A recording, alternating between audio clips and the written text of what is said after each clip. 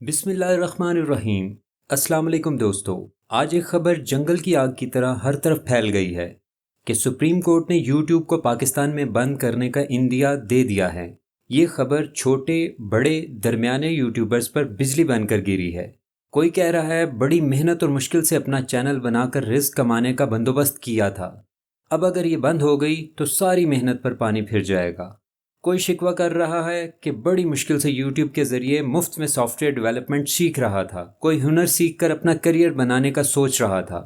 کسی کو شکایت یہ ہے کہ یوٹیوب کے ذریعے اپنی تعلیمی ضروریات پوری کر رہا تھا، اب فری میں فزکس کے نظریات کی وضاحت اور تفصیل کہاں سے سمجھتا پھروں گا۔ غرض یوٹیوب کی بندش یوٹیوبرز اور ویورز دونوں کے لیے انتہائی تشویشناک ثابت ہوئی ہے۔ دوستو، اس ضمن میں چند انتہائی اہم نکات سمجھنا چاہتے ہیں تو ویڈیو کو اینڈ تک دیکھتے رہیے، امید ہے آپ کو انتہائی فائدہ ہوگا۔ سب سے پہلے سپریم کورٹ کے یوٹیوب پر پابندی عائد کر دینے کی مصدقہ دستاویزات ابھی تک کسی بھی ذریعے سے منظر عام پر نہیں آئی ہیں۔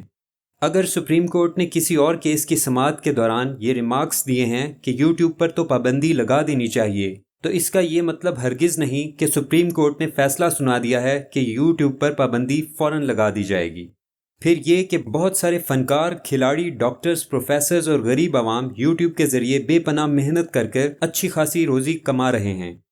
جب بھی سپریم کورٹ کسی مناسب وجہ سے یوٹیوب پر پابندی لگانے کا سوچے گی تو یقیناً پہلے مناسب قانون سازی کر کے اس وجہ اور سبب پر قابو پانے کے بارے میں بحث ہوگی۔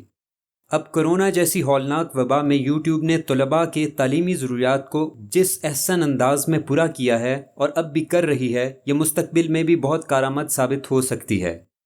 ہمیں یہ بات اچھی طرح سمجھ لینی چاہیے، پی آئی اے میں اگر بہت بڑے پیمانے پر بے ضابطگیاں ہوئیں اور ایسے پائلٹس ہزاروں بلکہ لاکھوں مسافروں کی زندگیوں سے کھیلتے رہے تو کیا اس وجہ سے ہم نے پی آئی اے کو ہی بند کر ڈالا؟ بالکل نہیں، ایسا بالکل نہیں کیا گیا، بلکہ ان پائلٹس کے خلاف قانونی چارہ جوئی کی گئی۔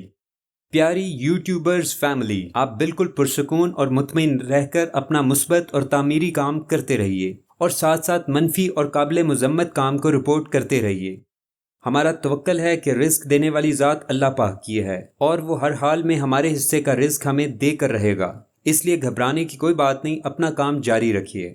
بالفرض اگر سپریم کورٹ نے یوٹیوب پر پابندی لگا بھی دی تو یقیناً اس کا کوئی نہ کوئی متبادل یا کوئی نہ کوئی دوسرا راستہ نکل آئے گا۔ یاد رکھیں، قدرت کبھی بھی کوئی دروازہ اس وقت تک بند نہیں کرتی جب تک اس سے بہتر دروازہ نہ کھول دے۔ واصف علی واصف کا بہت مشہور قول ہے، چھت گرے تو باہر بھاگ کر جان بچاؤ، لیکن اگر آسمان گرے تو صبر کے ساتھ مطمئن ہو کر اللہ سے مدد مانگو۔ میں اس ویڈیو کے ذریعے تمام یوٹیوبرز اور ویورز کو پرسکون اور مطمئن کرنا چاہتا ہوں تاکہ آپ اپنی صلاحیتوں کا بھرپور استعمال کریں۔ ہو سکے تو میرے اس پیغام کو آگے پھیلائیے، اللہ پاک سب کے لیے آسانیاں پیدا فرمائیں، آمین۔